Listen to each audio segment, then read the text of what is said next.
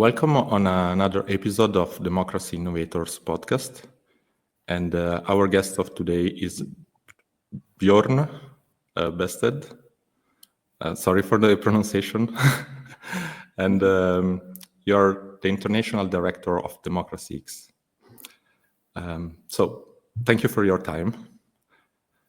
You're welcome. And as a first question, I would like to ask you, what is Democracy X? And if you can tell us a little bit about the history behind. Yeah. I mean, Democracy X is a non-profit private foundation, so working to find solutions for societal challenges like the development of technology in a societally desirable direction, looking for solutions for how to deal with planetary boundaries, and looking for ways to develop democracy with new innovative mechanisms. It's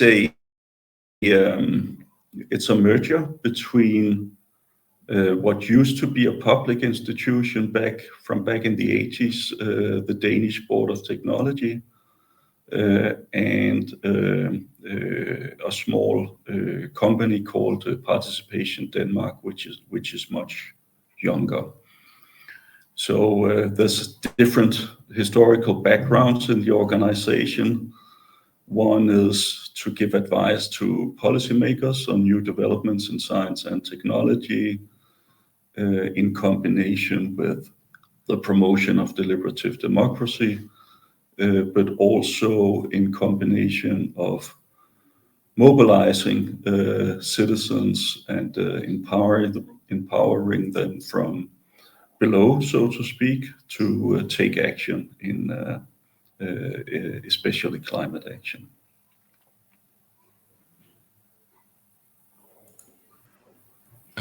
Is there any project that Democracy X is following? Any project that has done in the past that you think it's relevant? I don't know, something that can inspire? Or... Yes, I mean, if you take the area of deliberative democracy and citizen participation, we have been among the front runners internationally, and we developed the first method for global citizen participation connected to UN COPs on climate and biodiversity called Worldwide Views. So Worldwide Views was organized 3 times in 2009 for the Climate COP in Copenhagen, in 2012 for the Biodiversity COP in Hyderabad, India, and in 2015 for the Climate COP in Paris. And the whole logic here was to see that there have been developments for making citizen participation connected to political decision making at the local level and at the national level, and also for some years at the European level, especially in the area of research and innovation projects. But as more policy making is going global, the idea was to think of what kind of citizen participation method could link to these UN negotiations, and Worldwide Views was the answer we came up with at that time. So it's a method for distributed citizen participation where at least 100 of citizens in each participating country go through the same process on the same day, receive the same information, deliberate on the same questions, and vote on a set of questions with predefined answering options, and the results are then fed into national policy making and to the UN COPs. I'm thinking about other kind of software related to civic participation, and actually interviewed the founders, creators of some, and this kind of software are using now AI and to reach, I think, a similar goal of the platform that you used. I'm referring to worldwide use. And I'm thinking that a lot of times that kind of software are related to to a small scale. So I don't know, for a neighborhood, or I don't know, a company. While for this kind of problem, I mean, I'm referring to environmental problem that require really that all the people agree, eventually at a global scale. I mean, it's very different, the scale. Yes. And so I'm thinking, what are your impressions or opinion about that? And eventually, if you think that in the future, this kind of solution can, in a way, substitute institutions to deal with this kind of problems. So everything is decided by citizens, mediated by some software, or I don't know, like. Yeah, I mean, I don't know if at some stage it's something like that might be possible. I don't think it's desirable, and I don't think it's technically in anywhere near making sense to put it forward as a proposal for governance. Having said that, I think AI opens up a lot of different opportunities for helping to facilitate public deliberation and citizen participation. But I think, as in most experiences with online versus face-to-face, it has to be in some kind of combination or constellation where both elements are included. And how that might look like in the future, that's difficult to say right now. But there's a lot of room for innovation, I would say, at the moment, for how to use AI in these processes. And do you see any particular problem that eventually this new solution has to face to be like effective? I mean, to mediate and to represent in some way what citizens want. Like, which kind of issues have you identified related to civic participation eventually with, like, is there anything that came into your mind?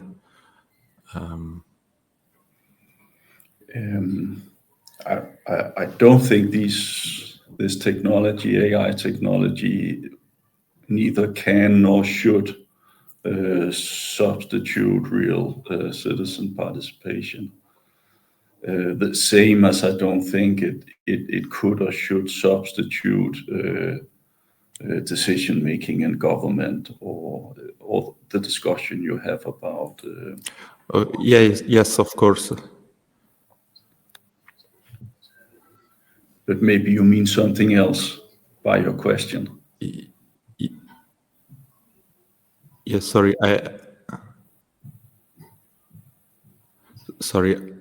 I think the connection didn't work for 20 seconds. Okay. But yeah, so I missed the last part.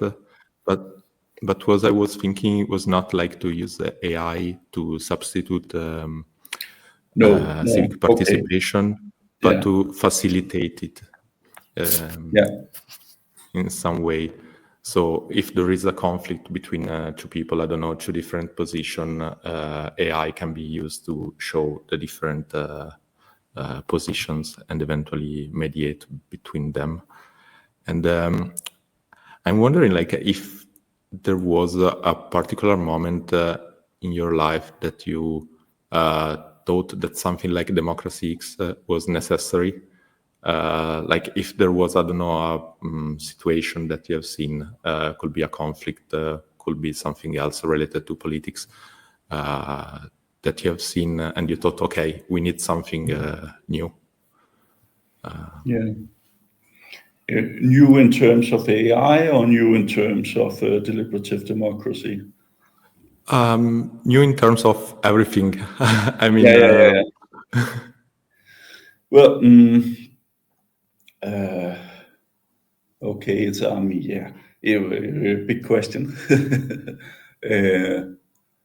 I think generally when it comes to, I mean, the big questions like climate change and green transition and staying within the planetary boundaries, I mean, essentially, you need a lot of deliberation. I mean, there's a lot of knowledge about what is wrong. There's also a lot of knowledge about what could be done, but choosing different solutions over others carry different trade-offs. So in order to have a just transition, you need a democratic transition as well. So I mean, those issues are very closely interconnected. So green, just, and democratic transition are very closely interconnected. So I don't think that we will get a green transition in the speed we would like to see if we do not use deliberative mechanisms more extensively than we do at the moment. In another area, innovation policy, which is hotly debated right now in Europe because of the pressure from the US in particular. There's a lot of doubt about what you call the European model of innovation, namely to put up different regulations for what we don't want in terms of privacy, in terms of data ownership, in terms of environmental side effects and health hazards. All those rules we put up for industry and innovation, they might come under pressure right now. I mean, that's the new agenda in the EU. That's the new agenda that's being pushed by the pressure from the US. So I think that's a crucial moment for sticking to European values and being more assertive about having deliberations about the kind of future we want, rather than to liberating blind innovation and letting innovation power shoot in different directions without shaping the trajectory. So I think we need more deliberations about the kind of future we want and don't want, and we need innovation, European innovation policy to stay within those boundaries. I think that should be the European innovation model. Okay. And in relation to the regulations, how do you think the approach should be, like to be effective? And I don't think Europe should be afraid of just being clearer about what it is we don't want I think we're doing that already. I mean, with the different laws we have. Of course, there might be rules that are silly and could be removed. There's talk about that, and that's always a good idea to review bureaucracy and see what we can get rid of. But as a principle, I don't think we should limit our ambitions for what we don't want. Something I think we can get better at is to think about what we do want, rather than liberating innovation and let innovators come up with ideas for the future.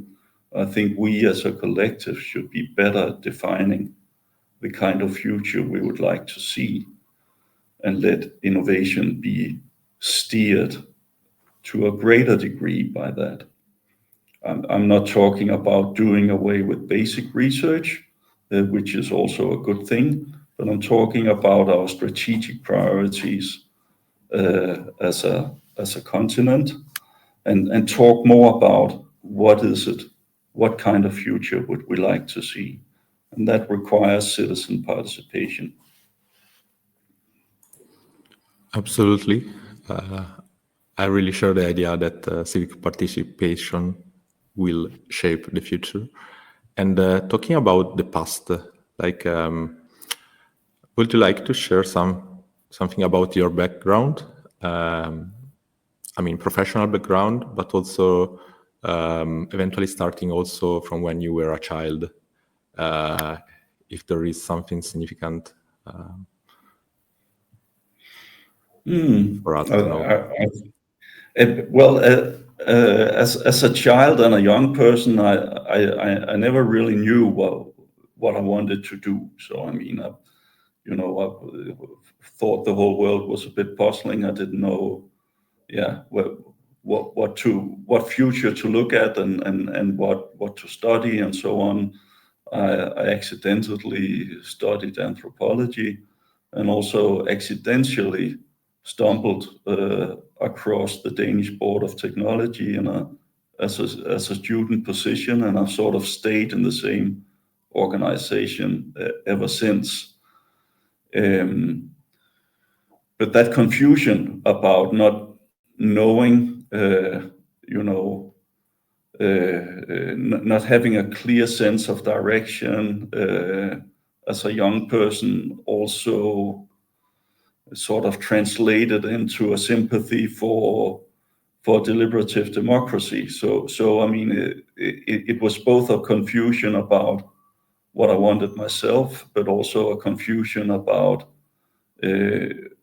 not having any truth, So I mean, being young and philosophical and so on, you sort of reach the conclusion that there's no truth and blah, blah, blah, and so on. But that's kind of stuck with me. So, I mean, if that is more or less the case, I mean, it's truth in the sense of what is the right thing to do, not truth in the sense of are there facts and so on. That's another discussion, but it's more truth in the sense of what is the right direction to go in.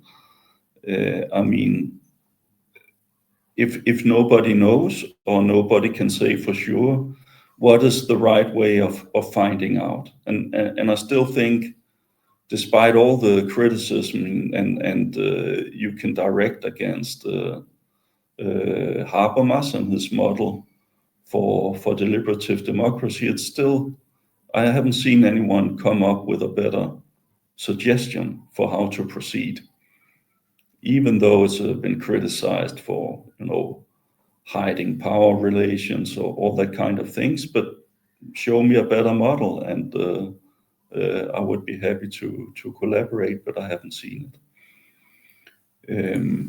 So that was one realization and one reason why I sort of got interested in deliberative democracy and have stuck with it. The other was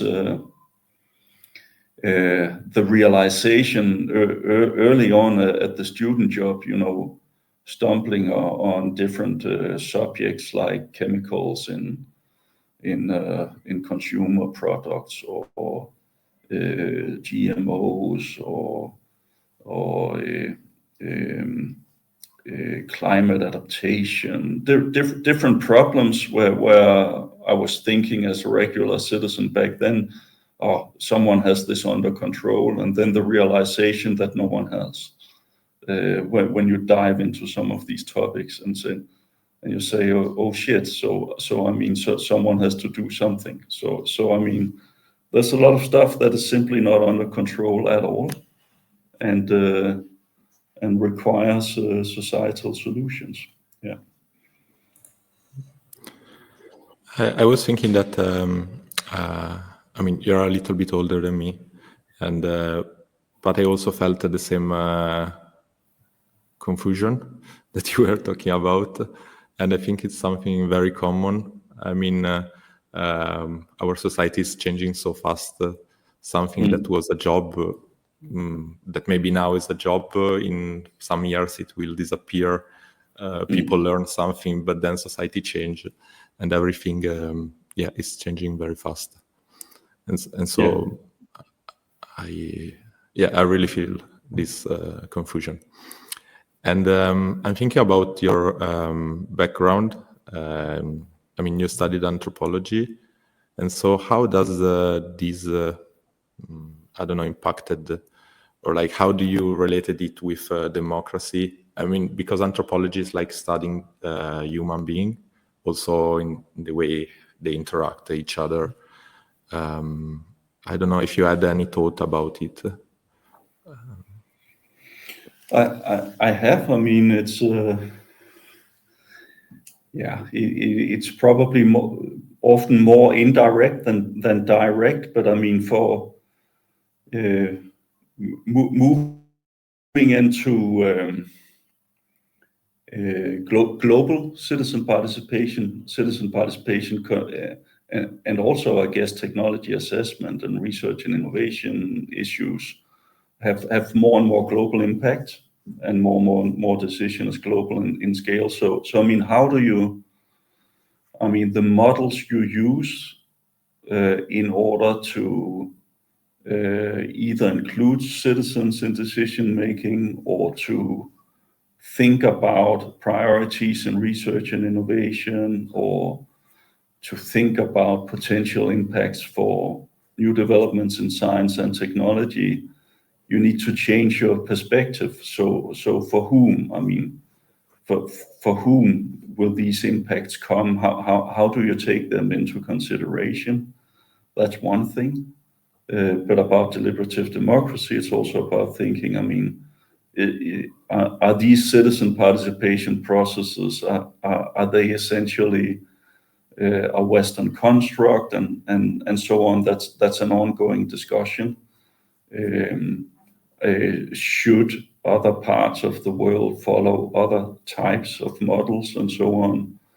And that's a familiar discussion, in anthropology, whether or not the cultural differences overshadow the cultural similarities. Just as this is a discussion in identity politics, are our differences more important than our similarities? So that's a very familiar space for anthropology to navigate in. My experience has been with many of these citizen participation models. For one thing is that they are immediately understandable and sympathize with in very different cultural contexts.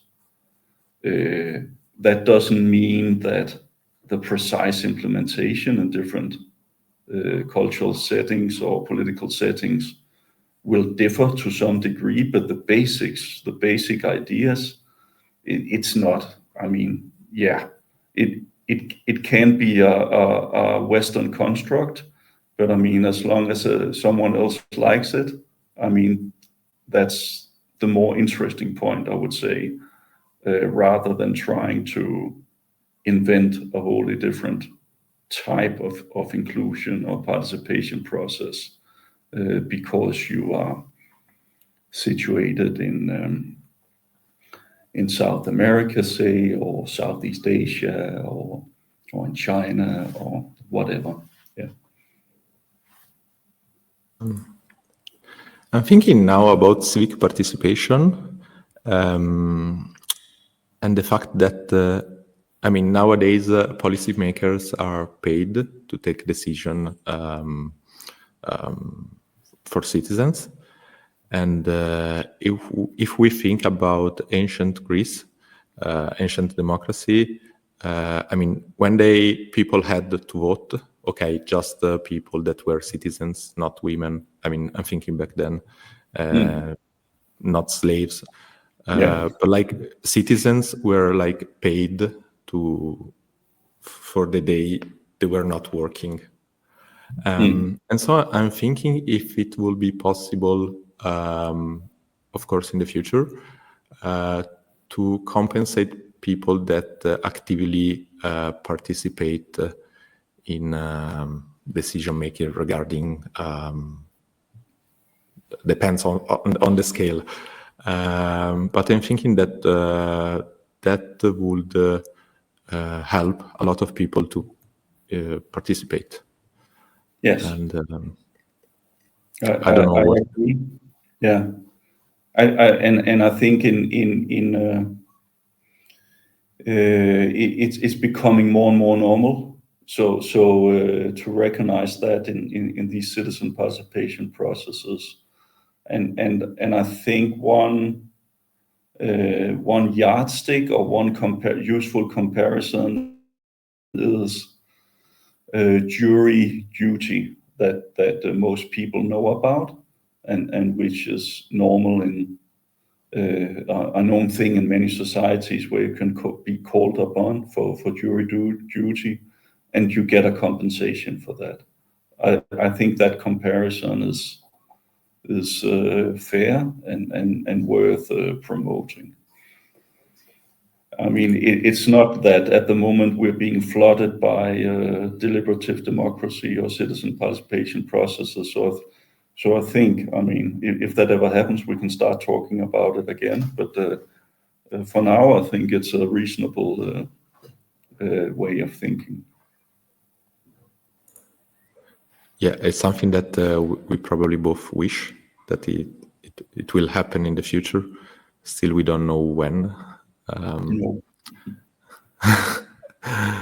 And I'm thinking about the collaboration with institutions. I saw that the Danish Board of Technology Foundation was doing a sort of counseling work for the Danish Ministry of Science and Innovation and Education. How it and then it changed the name to Democracies, right? So how is working with institutions from your experience? And do you think there is a knowledge gap between technicians, politicians,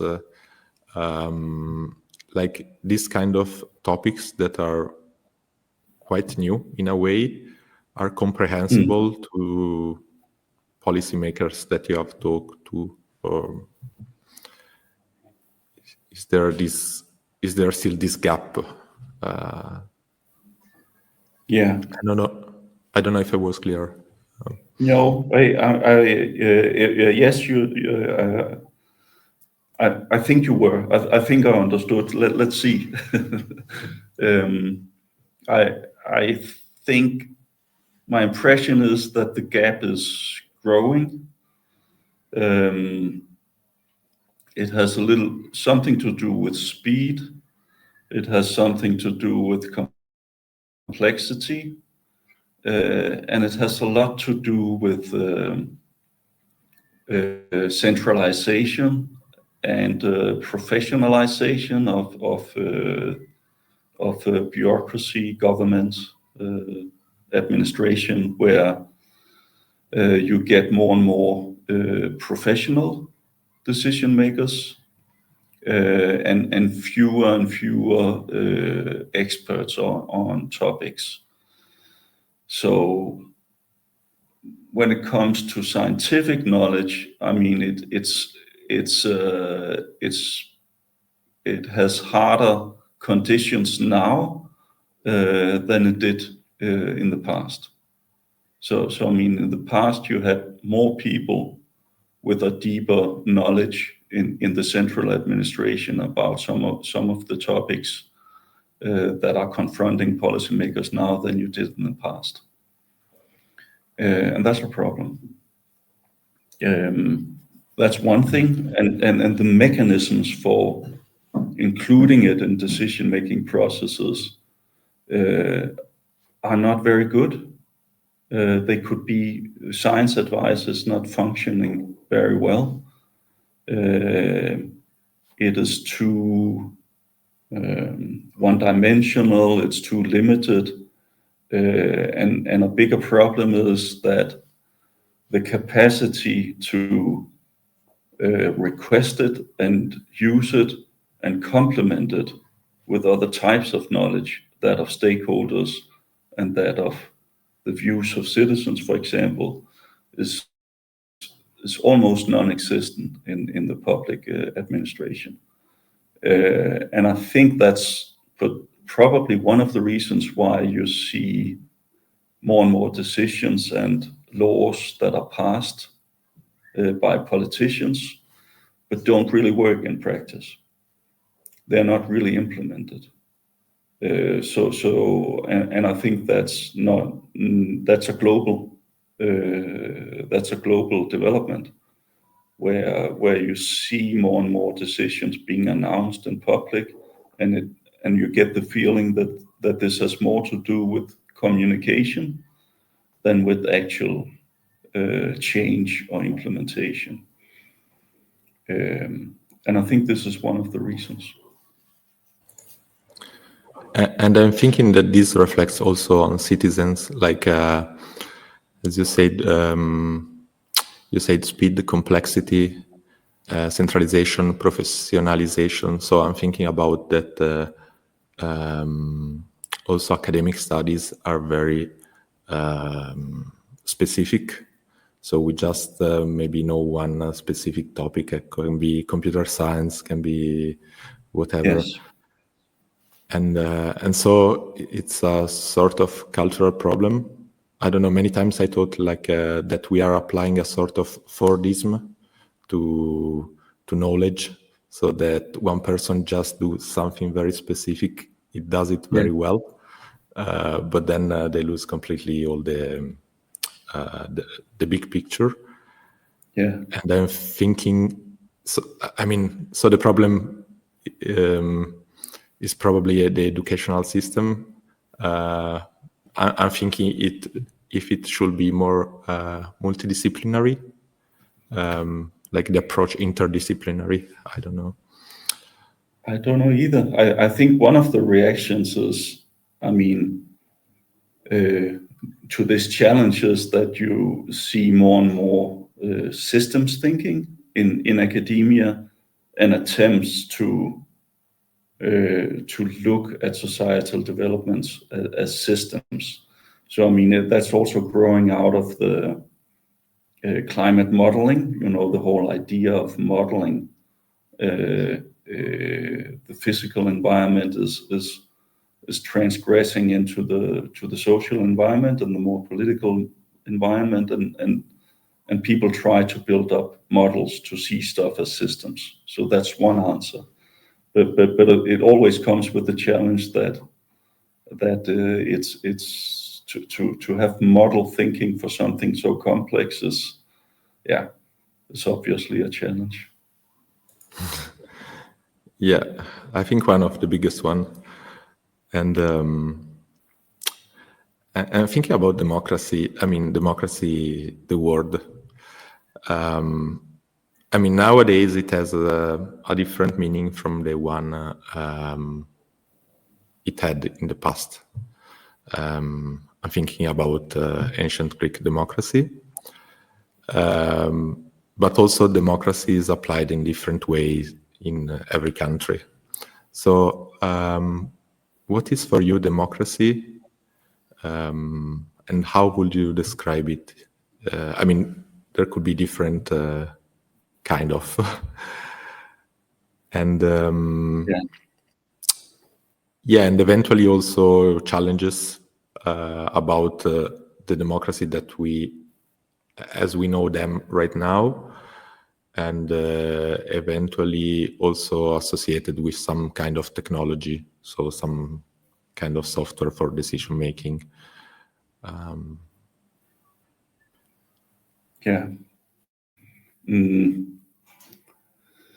Well, I do think the biggest challenges to Western democracy or liberal democracy at the moment is the inability or the lack of ability to deal with wicked problems on the one side, and the erosion of democratic legitimacy of democratic institutions and parties. That combined with the challenge of autocracy and its attack on these institutions that have lost legitimacy, but also attack on the idea that there are facts that we can, and truths that we share, but of course we can discuss. And I'm thinking about there are basically two ways that in which technology can be integrated inside democracies. One is to look at the structure of democracy that there is right now and just implement some solution that make it work better. So trying to simplify the actual processes, but following them. And so that will be a way to modernize it. And then there is a different approach that is building completely new solutions. Eventually, completely different. That could be totally bottom up, totally decentralized, or whatever. And I don't know what do you think about these two solutions? One that is more maybe linear, that in a way just cut some it helps in reducing time. Sorry, I don't know if you get the question. Maybe. Let's see. Maybe my answer is in the wrong. Doesn't quite fit with your question, but let's try. Basically, no technology is only technical. It's always also political. So no matter what technical invention you use or solution you use to a problem, it's inherently political, meaning that it has trade-offs. It has benefits for something and someone, and it has detrimental effects for other things and someone. So it's never only technical. It's always also political. It's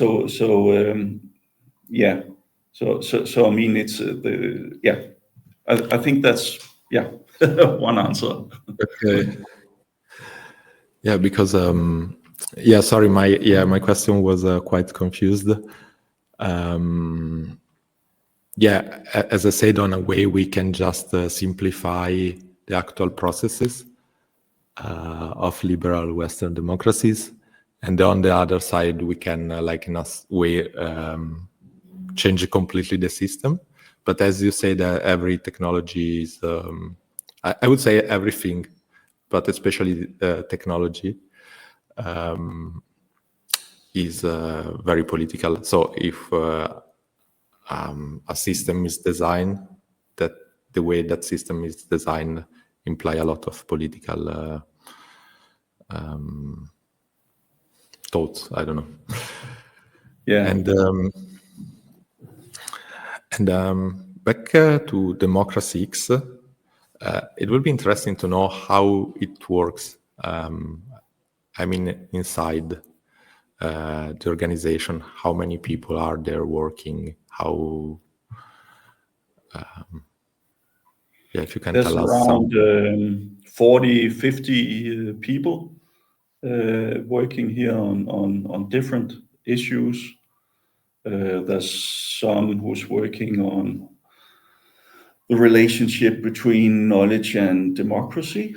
There's some working on democratic innovation, both from the top down, meaning opening governance spaces for citizen participation, but also from the bottom up, self-organization and civic action processes. There's teams working on the food system through the lens of social tipping point framework to see how the Danish food system can be improved or transition to a more sustainable model. There are a team looking on AI and digitization to see how we can take back control. I think that was the Brexit slogan, something like that. There's people working on a climate action day, and there are people working on green neighborhood communities, self-organized green neighborhood communities in Denmark. So it's a mix of several different issues. And so a lot of people that are working on different sides of the same project, and I'm thinking about their background. Is it mixed, hybrid in a way? I think there might be a couple here with a background in natural science, but I mean, by far, most people here have a background in social science. So sociologist, anthropologist, political science, yeah. Okay, it's very interesting because I was thinking about what we were saying before, and so I wanted to see, the specific background, and about. I mean, I have a question that is, if you have a sort of message to all the other people that are working, that are experimenting with civic participation, democratic processes, and that are actively researching for new solutions. And I don't know if you have a message to them with...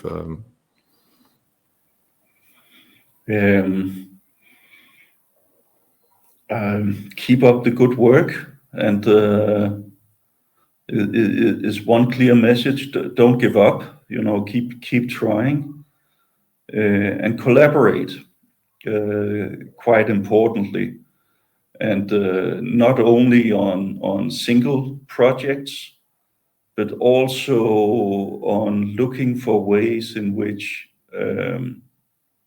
the common cause can be improved. Collaboration is important, and looking for looking for actions the community can take together in order to improve the conditions for doing their individual work and their individual projects, whether that be in regulation or in capacity training or anything that can help promote and improve the frame conditions for their work. And I have another question that I forgot to make it before. Are you facing any issue at democracies, like you need some kind of skill, you will need some kind of software researcher that eventually, I don't know, someone that listens could think, okay, I could help with this or something else?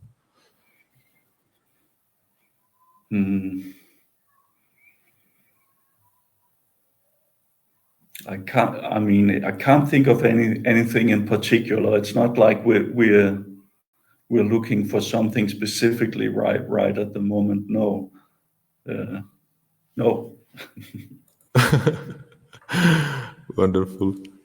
And I actually ended the questions, but if you'd like to add anything else that you think is important, or if you would like to ask a question, I don't know, then feel free. No, I think I'm all right. Thanks. Okay. So thank you a lot for your time and for everything. It was very interesting. Well, thank you for your interest and for going through the trouble of doing something like this. I appreciate it. Thank you.